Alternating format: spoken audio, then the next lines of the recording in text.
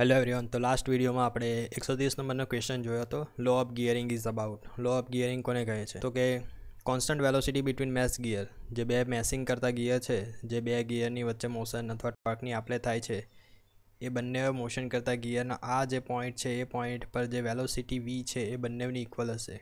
Means કે v1 is equal two v2 થશે। તો v is equal two r omega, આ સૂત્ર તમે જાણો છો। તો તેના આધારે v1 is equal two r1 omega 1 is equal two r2 omega 2। તો તેના આધારે તમે કહી શકો છો કે જે એંગ્યુલર વેલોસિટી છે એ 1 રેડિયસ, એટલે કે રેડિયસના વ્યસ્ત પ્રમાણમાં એંગ્યુલર વેલોસિટી ચલે છે। તો અહીંયા તમે જોઈ શકો છો લોઅર ઓફ ગિયરિંગ સ્ટેટ્સ જે the common normal at the point of contact. આ જે કોમન નોર્મલ આપણે ડ્રો કર્યો પોઈન્ટ ઓફ કોન્ટેક્ટ આગળ, between the pair of teeth, બે ટીથની પેર વચ્ચે, must always pass through the pitch point. આ સેન્ટેન્સ પરથી તમને એક્ઝેક્ટલી પૂછાય છે કે pair of teeth must always pass through the pitch point, ક્યાંથી પાસ થવો જોઈએ? આ જે કોમન નોર્મલ દોરવામાં આવે પોઈન્ટ ઓફ કોન્ટેક્ટ આગળ, તે ક્યાંથી પાસ થવો જોઈએ? તો એ must be pass through the pitch point, pitch point ઉપરથી બંને પાસ થવા જોઈએ। બીજા શબ્દમાં કહે તો angular velocity of the gear in mesh is always inversely proportional to distance between the center of gear and pitch point, એટલે કે રેડિયસ। સેન્ટર ઓફ ગિયર અને પીચ પોઈન્ટ આ બે વચ્ચેનું ડિસ્ટન્સ એટલે કે રેડિયસના ઇન્વર્સલી પ્રપોર્શનલમાં હોય છે। એંગ્યુલર વેલોસિટી જે હોય તે રેડિયસના ઇન્વર્સલી પ્રપોર્શનલ્સમાં હોય છે। અહીં પણ તમે જોજો v is equal two r omega, અને એના આધારે તમે omega is equal two 1/r લખી શકો છો। Linear velocity at the point of contact, જ્યાં પણ પોઈન્ટ ઓફ કોન્ટેક્ટ થતો હોય છે ત્યાં લિનિયર વેલોસિટી સેમ હોય છે। તો v1 is equal two v2 થાય છે। એ લો ઓફ ગિયરિંગના આધારે કહી શકાય છે। ક્વેશ્ચન નંબર 131 જોઈએ તો efficiency of the Carnot cycle is given as 75%। જે પણ એફિશિયન્સી છે 75% આપેલી છે। If the cycle direction reverse, જો સાયકલની ડાયરેક્શન બદલી દેવામાં આવે, એટલે કે ક્લોકવાઇઝ સાયકલ છે તો તેને એન્ટી ક્લોકવાઇઝ કરી દેવામાં આવે। મેં આગળના વિડીયોમાં તમને જણાવ્યું હતું કે ક્લોકવાઇઝ જે સાયકલ છે એ પાવર પ્રોડ્યુસિંગ સાયકલ, અને એન્ટી ક્લોકવાઇઝ જે સાયકલ છે તે પાવર એબ્સોર્બિંગ સાયકલ કહેવાય છે। તો અહીં કાર્નટ સાયકલની એફિશિયન્સી આપી છે, એટલે કે પાવર પ્રોડ્યુસિંગ સાયકલ છે, પરંતુ તેને રિવર્સ કરી દેવાની, એટલે કે પાવર એબ્સોર્બિંગ સાયકલ બનાવી દેવાની, એટલે કે રેફ્રિજરેશન અથવા હીટ પંપ બનાવવાનો છે। What will be the value of COP of the reverse Carnot cycle? અને રિવર્સ કાર્નોટ સાયકલ હવે રિવર્સ કરી દીધી તો આપણે COP લેવો પડે। આપણે હીટ એન્જિનની વાત કરીએ ત્યારે એફિશિયન્સી આવે છે તેના પરફોર્મન્સ રેટિંગ તરીકે, જ્યારે આપણે રેફ્રિજરેશન અથવા હીટ પંપની વાત કરીએ તો તે ટાઈમે COP આવે છે એના પરફોર્મન્સ રેટિંગ તરીકે। મીન્સ કે તમારું હીટ પંપ કેટલું પરફોર્મન્સથી કામ આપી રહ્યું છે। તો અહીં હીટ પંપ અને રેફ્રિજરેશન બે શક્યતા છે રિવર્સ કરીએ તો COP ઓફ હીટ પંપ આપણે શોધીએ। ઓકે, પહેલાં તો આપણે જોઈ લઈએ 75% એફિશિયન્સી છે એટલે શું? તો આ તમે ફિગરમાં જોઈ શકો છો કે T1 ટેમ્પરેચર પરથી આ તમારું હીટ એન્જિન છે, તે heat engine Q1 heat absorb કરે છે। તો ધારો કે 100 જેટલી હીટ એબ્સોર્બ કરે છે અને વર્ક આપે છે 75, અને બાકીનું જે બચ્યું મીન્સ કે 25 જે બચ્યું તે રિજેક્ટ કરે છે T2 ટેમ્પરેચરે। તો શું થયું, 100માંથી 75નું વર્ક આઉટપુટ આપ્યું અને 25 આપણને બહાર રિજેક્ટ કરી દીધું। તો હવે આની એફિશિયન્સી કેટલી થશે? તો એફિશિયન્સી ઓફ હીટ એન્જિન કરવાના હોય તો વર્ક આઉટપુટ અપોન હીટ સપ્લાઈડ, તો વર્ક આઉટપુટ કેટલું છે? વર્ક આઉટપુટ છે 75 અને હીટ સપ્લાઈડ છે 100। તો આના આધારે તમે 75% એફિશિયન્સી છે એમ કહી શકો। તો એ એફિશિયન્સીનું ટર્મ તમને રકમમાં આપેલી છે, તો તેના આધારે મેં આ રીતનું લખી શકું છું। તો હવે હીટ પંપની વાત કરીએ તો હીટ પંપની COPનું ફોર્મ્યુલા શું છે? તો હીટ પંપની COPનું ફોર્મ્યુલા છે હીટ રિજેક્ટેડ, મીન્સ કે આ Q1ની વાત, આ જે આખી સાયકલ છે એને રિવર્સ કરી દઈએ। આ જે આખી સાયકલ છે એને જો આપણે રિવર્સ કરી દઈએ તો આ ડાયરેક્શન એમ થઈ જશે, આ નીચેની જે ડાયરેક્શન છે તે પણ એમ થઈ જશે। હીટ પંપ માટે આ Q1 ધ્યાનમાં લેવાનું હોય છે અને રેફ્રિજરેશન માટે આ Q2 ધ્યાનમાં લેવાનું હોય છે। તો હીટ પંપની ફોર્મ્યુલામાં ઉપર આવશે આ 100 અને નીચે આવશે વર્ક ઇનપુટ। બંનેમાં નીચે તો વર્ક ઇનપુટ જ આવશે, ખાલી ઉપર ચેન્જ થશે। ઉપર જે આવે એ ડિઝાયર ઇફેક્ટ હોય છે। તો હીટ પંપની અંદર ડિઝાયર ઇફેક્ટ માટેનું જે હીટ છે તે 100 છે, તો ઉપર 100 છે, નીચે વર્ક ઇનપુટ 75 છે, તો આન્સર આવશે 1.33। અને COP ઓફ રેફ્રિજરેશન શોધીએ તો ડિઝાયર ઇફેક્ટ છે 25, મીન્સ કે 25 કિલોજેલ જેટલી હીટ એબ્સોર્બ કરે છે, તો એ ઉપર લખવાનું અને નીચે આપણે જેટલું વર્ક આપ્યું તેને નીચે લખવાનું 75. તો આન્સર આવશે 0.33. તો હવે આ બે આન્સરમાંથી જે પણ આન્સર ઓપ્શનમાં હશે તો તે ઓપ્શન તમારે સિલેક્ટ કરવાનો રહેશે. તો અહીં 1.33 જે ઓપ્શન છે તે આપ્યો છે, 0.33નો કોઈ પણ ઓપ્શન આપ્યો નથી. તો આન્સર તમારો એ આવશે. તો નેક્સ્ટ ક્વેશ્ચન આપણે જોઈએ તો question number 132. For the given heat flow and for the same thickness the temperature drop across material will be maximum for. આપેલા હીટ ફ્લો માટે અને સેમ થિકનેસ માટે જે ટેમ્પરેચર ડ્રોપ છે અક્રોસ મટીરિયલ, એટલે મટીરિયલની થિકનેસની અક્રોસ જે ટેમ્પરેચર ડ્રોપ છે એ maximum ક્યારે હશે? ધારો કે આ મટીરિયલ છે, આ મટીરિયલની થિકનેસ T છે, આ જે વોલ છે ત્યાં T1 ટેમ્પરેચર છે, બીજી વોલ છે ત્યાં T2 ટેમ્પરેચર છે. તો T1 પરથી ટેમ્પરેચર T2 ઘટ્યું એટલે કે ટેમ્પરેચરનો ડ્રોપ થયો. હવે જે ટેમ્પરેચર ડ્રોપ છે એ મેક્સિમમ થવા માટે શું? તો રેઝિસ્ટન્સ મેક્સિમમ હોવો જોઈએ. જો તમારો રેઝિસ્ટન્સ મેક્સિમમ હશે તો અહીંથી અહીં હીટ ટ્રાન્સફર થતાં તમારું જે ટેમ્પરેચર છે એ સૌથી વધારે ઘટી જશે. બરાબર? જેમ કે બહુ જ ઉબડખાબડવાળો રસ્તો હોય ને તમે પોતાની કાર લઈને જઈ રહ્યા હોય તો તમારું પેટ્રોલ વધારે બળે, તો તે જ રીતે જો અહીં રેઝિસ્ટન્સ વધારે હશે તો આ T1 અને T2 વચ્ચે જે ટેમ્પરેચર ડ્રોપ છે એ મેક્સિમમ થશે. તો અહીં આન્સરમાં આવશે ગ્લાસ વૂલ. એટલે ગ્લાસ વૂલ જે મટીરિયલ છે એનું થર્મલ કન્ડક્ટિવિટી બહુ જ ઓછી છે. સૌથી ઓછી થર્મલ કન્ડક્ટિવિટી ગ્લાસ વૂલની આવે. આ ક્વેશ્ચનની અંદર તમે કોપર, સ્ટીલ આ બે ઓપ્શન તો ડાયરેક્ટલી એલિમિનેટ કરી શકો છો, પરંતુ આ જે રિફ્રેક્ટરીવાળું છે અને ગ્લાસ વૂલવાળું છે આ બેની વચ્ચે તમે કન્ફ્યુઝ થઈ શકો છો. પરંતુ તમે એક રીતે આને સોર્ટ આઉટ કરી શકો છો કે આ જે રિફ્રેક્ટરી મટીરિયલ છે એ રિફ્રેક્ટરી મટીરિયલ્સની બ્રિક્સ આવે છે જનરલી ફર્નેસની અંદર.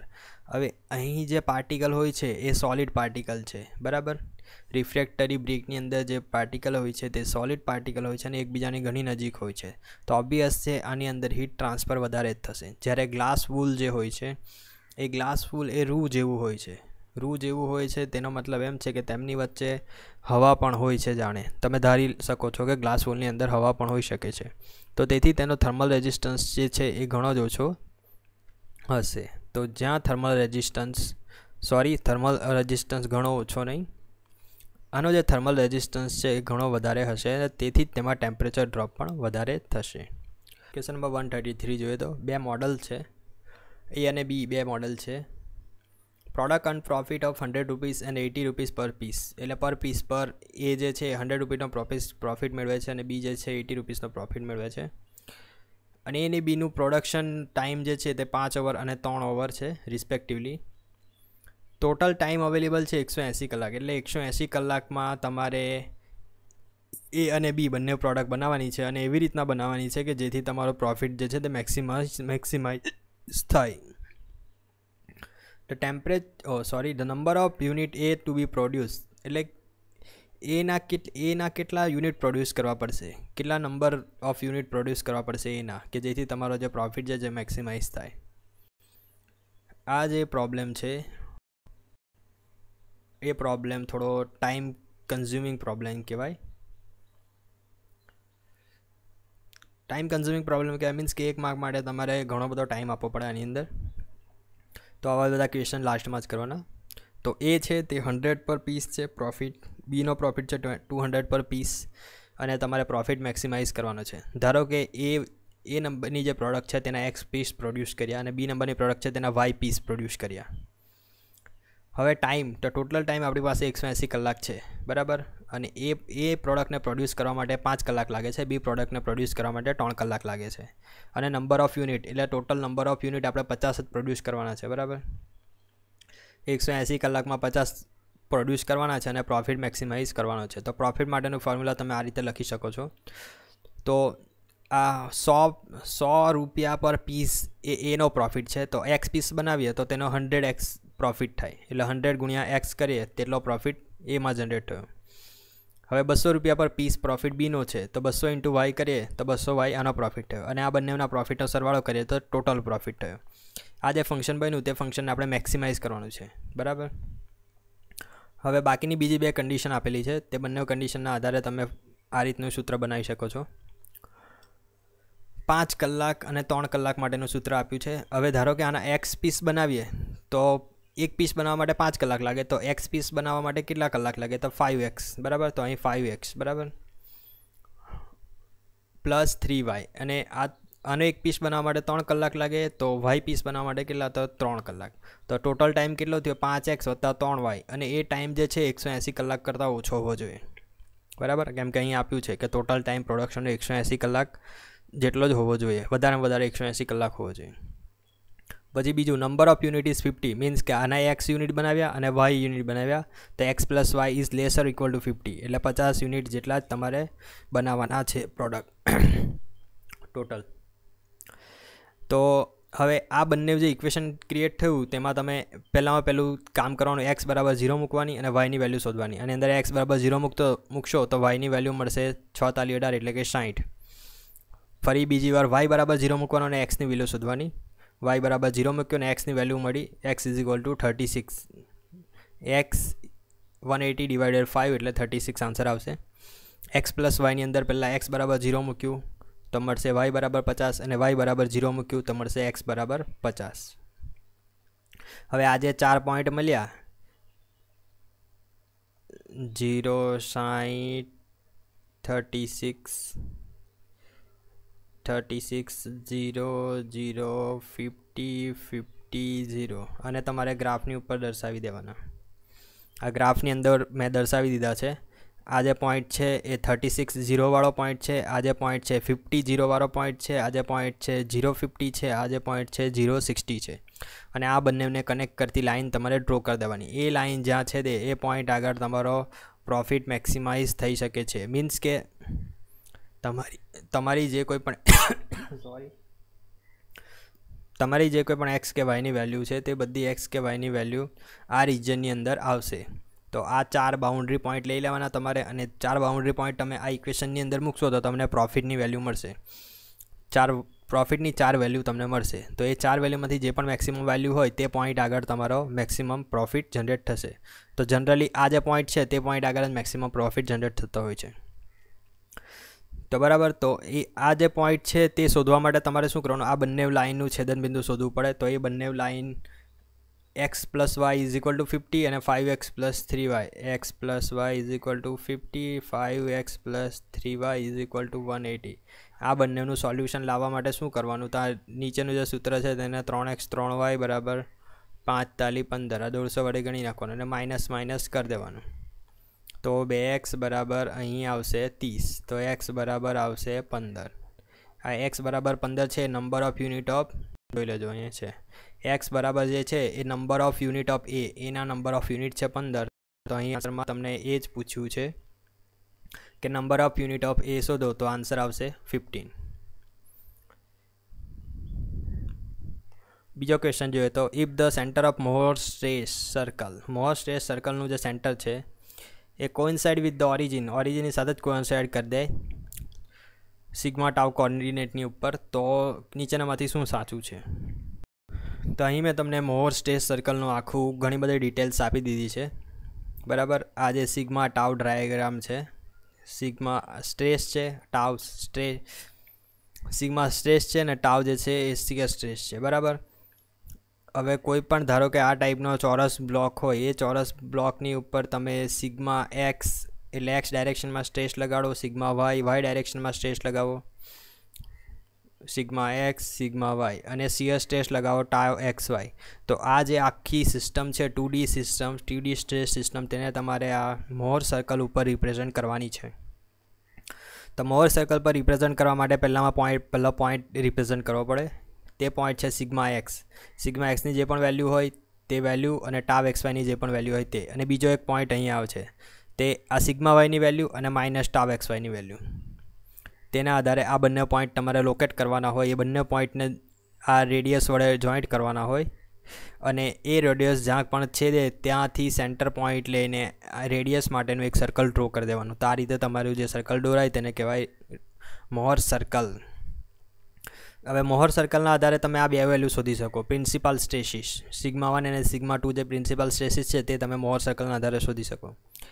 મોહર સર્કલના આધારે આ બે સ્ટ્રેસીસ છે તેનું શોધવા માટે આ એક ફોર્મ્યુલા છે તે તમારે ડાયરેક્ટ યાદ રાખી લેવાની. Sigma x plus sigma y by 2 plus or minus sigma x minus sigma y by 2 whole square plus tau x y whole square. આ સ્ક્વેર રૂટમાં હોય છે આખું. તો આ ફોર્મ્યુલા તમારે યાદ રાખી લેવાની, ઇમ્પોર્ટન્ટ છે. હવે એ ફોર્મ્યુલામાં આ જે આવશે તેને કહેવાય રેડિયસ ઓફ મોર સર્કલ. બરાબર, આ જે ટર્મ છે એ બેઠી જ અહીં નીચે આવી જાય અને તેને કહેવાય radius of Mohr circle. Radius of Mohr સર્કલનું બીજું એક ફોર્મ્યુલા બી છે, સિગ્મા 1 માઇનસ સિગ્મા 2 બાય 2. હવે એ તો તમે આની પરથી પણ જોઈ શકો છો કે આ જે છે એ આખો ડાયામીટર થશે. બરાબર, અહીંથી અહીં સુધીનો ડાયામીટર થશે. આ સિગ્મા 1 છે, આટલું આખું છે સિગ્મા 1, તેમાંથી સિગ્મા 2 તમે બાદ કરી દેશો અને તેના ડિવાઇડેડ બાય 2 કરશો તો તમને આટલી વેલ્યુ મળશે અને તે છે રેડિયસ ઓફ મોર સર્કલ. તેને શું કહેવાય? રેડિયસ ઓફ મોર સર્કલ કહેવાય. હવે રેડિયસ ઓફ મોર સર્કલ શું રિપ્રેઝન્ટ કરે છે? તો મેક્સિમમ શિયર સ્ટ્રેસની વેલ્યુ રિપ્રેઝન્ટ કરે છે. આ જે રેડિયસ ઓફ મોર સર્કલ છે મેક્સિમમ શિયર સ્ટ્રેસની વેલ્યુ રિપ્રેઝન્ટ કરે છે. તમે આ ગ્રાફની ઉપર જોઈ શકો છો, આ જે મેક્સિમમ વેલ્યુ છે, આ શિયર સ્ટ્રેસની મેક્સિમમ વેલ્યુ, એ શું આપે છે? આ radius of Mohr circle. Mohr circle reduce to point.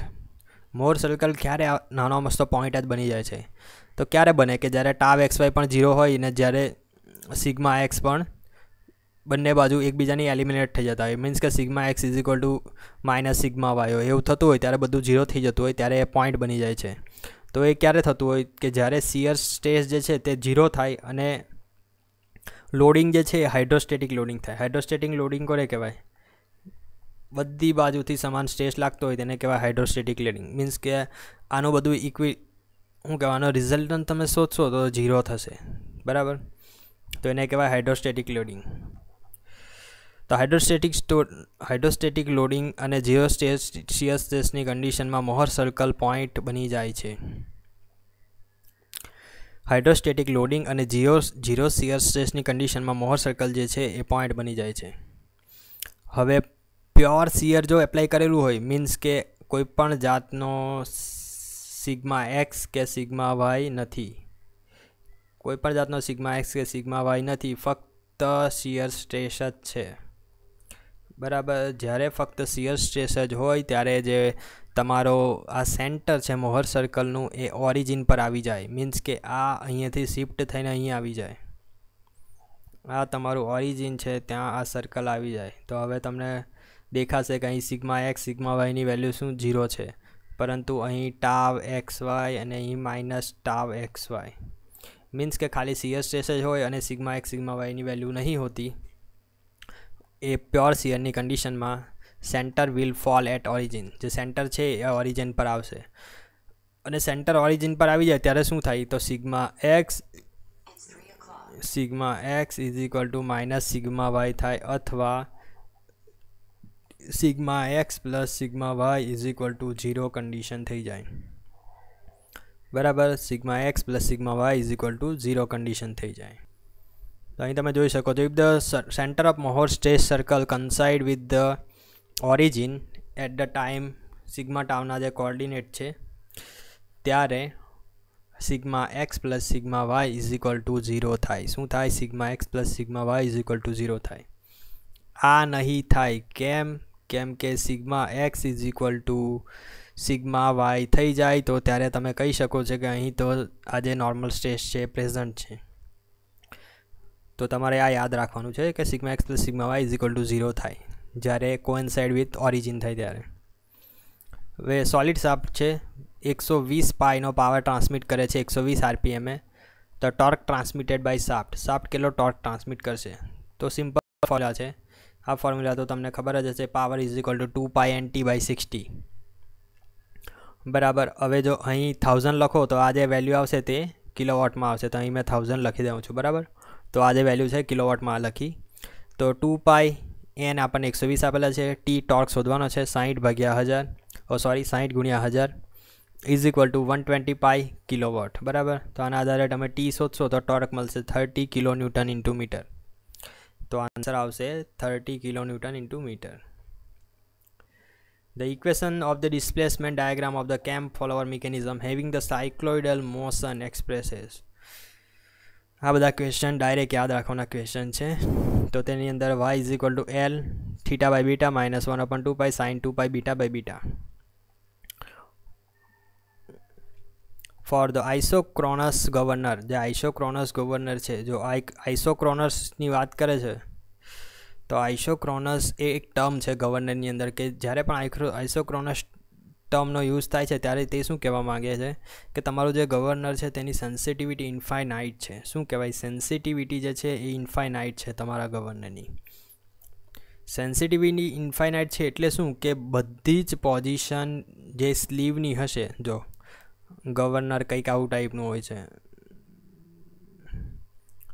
આ જે સ્લીવ છે સ્લીવ ઉપર નીચે થતી હોય તમારી સ્પીડના આધારે, બરાબર. અહીં બોલ્સ લગાવેલા હોય છે, આ સ્લીવ જે છે ઉપર નીચે થતી હોય. હવે સ્લીવની પોઝિશન તમે ગમે ત્યાં બી લઈ જશો કોઈ પણ સ્પીડ પર તો શું ઓલ પોઝિશન ઓફ સ્લીવની દરેક પોઝિશન માટે ગવર્નરની સ્પીડ સરખી જ રહેશે. એટલે ધારો કે 200 RPM પર આ ગવર્નર ફરી રહ્યું છે, હવે સ્લીવને તમે ઉપર લઈ જશો, નીચે લઈ જશો, ગમે ત્યાં લઈ જશો, ત્યાંનું ત્યાં જ સ્થિર રહેશે. તો તેને કહેવાય આઇસોક્રોનસ ગવર્નર. શું કહેવાય? Isochronous governor. સિમ્પલ ટ્રસ્ટની વાત કરીએ તો એન જે છે એ ટોટલ નંબર ઓફ જોઈન્ટ છે. ત્યારે ટોટલ નંબર ઓફ મેમ્બર શોધવા હોય તો તેના માટેનું સૂત્ર શું છે? તો જનરલી આપણે આ સૂત્ર ભણ્યા હોય છે કે m = 2j - 3, બરાબર. આ સૂત્ર યાદ બી રાખવાનું, બહુ બધી વાર એક્ઝામમાં પૂછાયું છે. m = 2j - 3. m જે છે મેમ્બર છે, જે છે એ જોઈન્ટ છે. તો અહીં n ને જોઈન્ટ કીધો છે તો મેમ્બરને શું કહેવાય? તો 2j - 3, બરાબર. 2j - 3, તો બી આન્સર છે. Load carrying capacity of the hydrodynamically lubricated journal bearing depends on, જે આપણી લુબ્રિકેટેડ જનરલ બેરિંગ છે હાઇડ્રોડાયનેમિકલી, તે શાના પર ડિપેન્ડ્સ કરે છે? તો સ્પીડ, રેડિયલ ક્લિયરન્સ, વિસ્કોસિટી, આ બધા પર ડિપેન્ડ કરે છે. The coefficient of self locking for power screw having the square thread. Power screw છે તેની સેલ્ફ લોકિંગ માટેની કન્ડિશન શું છે? તો તેની કન્ડિશન છે mu has to greater or equal to 10 lambda. આ લેમ્બડા જે છે એ છે હેલિક્સ એંગલ. આ જે સ્ક્વેર થ્રેડ છે તેનો હેલિક્સ એંગલ છે લેમ્બડા. હવે સેલ્ફ લોકિંગ એટલે શું ખબર ને? કે તમે જ્યારે પહેલાં ગાડીના સ્ક્રૂ જેક ચઢાવતા હશો, તમે આ ટાઈપનો પેલો સ્ક્રૂવાળો જેક હોય તે જોયો હશે. તો આ જેકને તમે જ્યારે ફેરવો તે ગમે તેટલો લોડ હોય પરંતુ આ જેક પાછો પોતાની એમ રિવર્સમાં ફરીને પોતાની જગ્યાએ પાછો નથી આવી જતો, તો એને સેલ્ફ લોકિંગ સ્ક્રૂ કહેવાય. હવે સેલ્ફ લોકિંગ સ્ક્રૂ જે છે એને પ્રોડ્યુસ કરવા માટે શું કરવું પડે? તો ફ્રિક્શન સૌથી વધારે હોવું જોઈએ, બરાબર. તો ફ્રિક્શન વધારે હોવા માટે મ્યુ વધારે હોવું જોઈએ, અને મ્યુ વધારે હોવો જોઈએ એટલે કે tan θ. આ જે tan θ છે એની વેલ્યુ વધારે હોવી જોઈએ, બરાબર. તો અહીં મ્યુ એટલે કે tan θ ની વેલ્યુ વધારે હોવી જોઈએ, પણ શાના કરતાં વધારે હોવી જોઈએ? તો tan લેમ્બડા કરતાં, એટલે કે તમારો જે હેલિક્સ એંગલ છે એના કરતાં tan θ ની વેલ્યુ વધારે હોવી જોઈએ.